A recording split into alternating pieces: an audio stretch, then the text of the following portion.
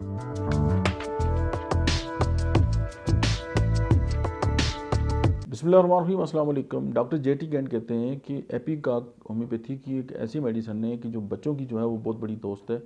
और अगर बच्चों में जो है वो लंग्स के बहुत सारे इश्यूज़ आ जाएं या किसी किस्म का भी कोई कॉम्प्लिकेशन आ जाए, तो आपकी सबसे पहली जो चॉइस होनी चाहिए वो एपिकाक होनी चाहिए। और एपिकाक में ना रुकने वाली मतली भी पाई जाती है और उसकी सांस में, बच्चों में सांस की बहुत बड़ी तकलीफ होती है।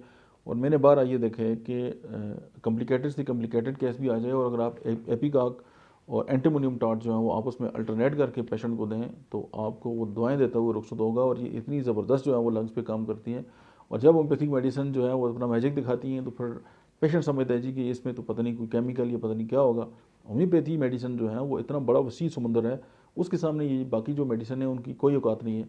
और होम्योपैथिक मेडिसिन जब काम करती हैं तो उनको ये जो फर्जी और केमिकल्स की टाइप की जो मेडिसिन है उनकी बिल्कुल भी ज़रूरत नहीं होती। होम्योपैथी जो है, आप इवन एपिकाक को अभी इंटरनेट पे पढ़ें, आपकी तबीयत साफ़ हो जाएगी कि अल्लाह पाक ने ये नबातात के अंदर जो है वो क्या असर रखा है। और फिर जब इसको होम्योपैथिकली जब हम इस्तेमाल करते हैं, क्योंकि होम्योपैथिक मेडिसिन के अंदर दवा की क्वान्टिटेटिव मिकदार नहीं होती, इसीलिए इसके साइड इफेक्ट भी नहीं होते।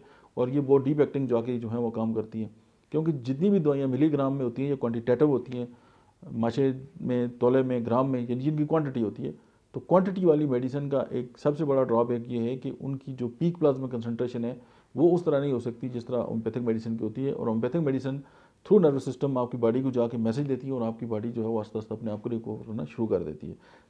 शर्त यह है कि क्लासिकल वे हो और वो आपके सिम्टम के साथ मुताबिकत रखती है। Thank you.